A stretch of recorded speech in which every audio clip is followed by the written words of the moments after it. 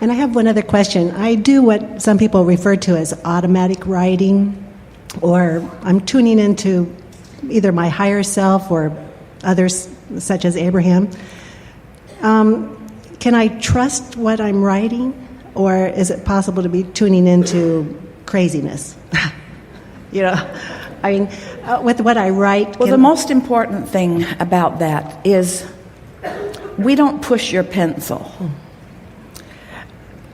That's your grid filling in with impulse. And so Esther remembers actually feeling energy in her arms. So it felt like her hands were being manipulated, but that was just the energy moving and all part of her translation process. So we just wanted to say that first, that unless you are tuned to a frequency, you're not getting the impulse to write. And the most important thing that we want to say to you, even more important than the answer that you want us to give you that we are going to give you, but this is even more important, is that the more you trust it, then the better your connection will be, because you can't receive and be in doubt at the same moment. Your doubt blocks the flow, you see. So if we were standing in your physical shoes, we would never doubt the connection, but we might ask the question, am I up to speed right now? Esther does that every single day, especially on a day when she's going to see you. She wants to make sure that she is in the most receptive of modes. And everyone around her does their best to make sure that there aren't things that she's going to stumble over that might make it more difficult for her to be in that place of alignment, you see. Because the place of alignment is of paramount importance when you are translating, you see. But don't hold yourself to some standard. Esther asked us hundreds, maybe thousands of times, especially in the beginning. She hasn't been asking the question in years. But she would ask frequently, Abraham, am I receiving you clearly? And our answer was always yes.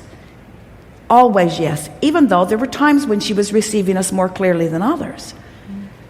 When Esther is really tuned in, it just flows. You can feel it. You can see it. You know it. If Esther is in some sort of aggravated place, and she can still receive us, but it's a bumpier ride for her, you see.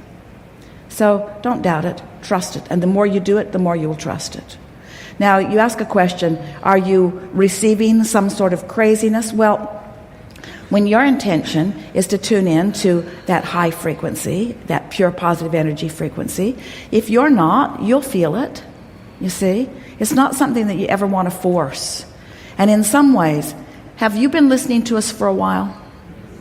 And so have you followed our conversation about deliberate creation and the art of allowing? And have you heard us talking and writing books about when you ask, it is given, and about the vortex? And now you hear us talking about the grid.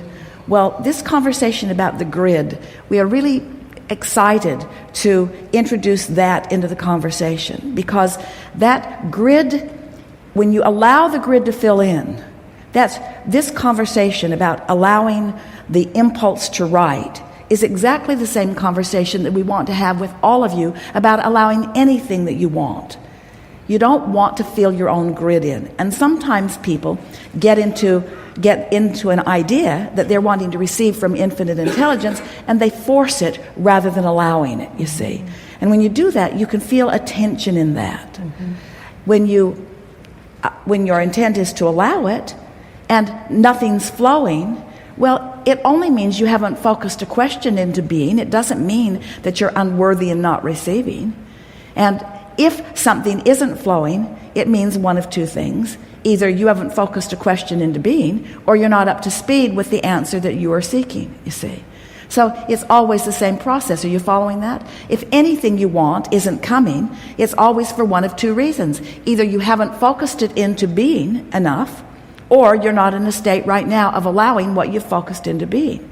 And this brings us to a place that we really want to be relative to this conversation of deliberate creation.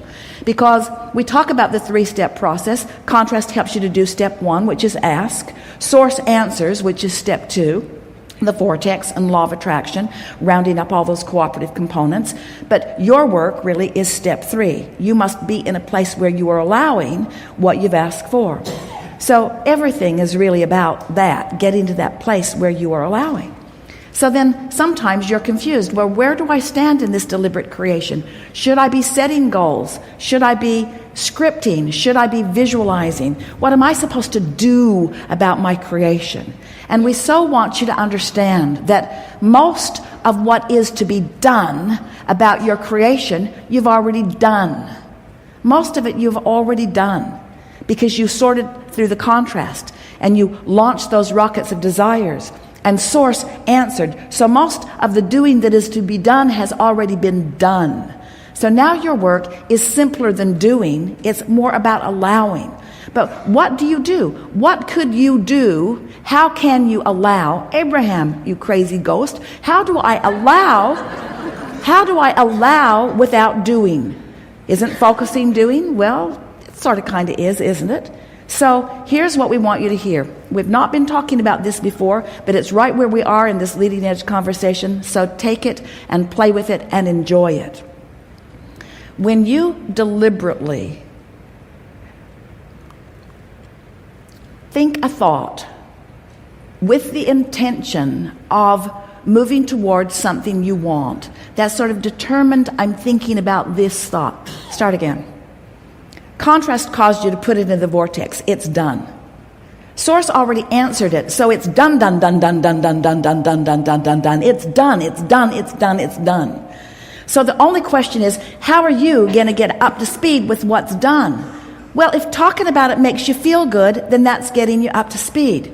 If writing about it makes you feel good, then that's getting you up to speed. If imagining it and visualizing it makes you feel good, then that's getting you up to speed. So are you following us? That the majority of your work is simply for the reason of bringing yourself up to speed. Esther would say to Jerry all the time when they were driving, tell me a story. She just loved having him describe delicious things. Tell yourself stories. Tell yourself the way you want it to be. Envision it, yes, but speak about it right out loud. Talk about what you want. Isn't it nice? Don't I live in a wonderful environment? Isn't my world perfect? Aren't things always working out for me? Isn't it going to be fun when this fills in? Don't I love how the grid is filling in?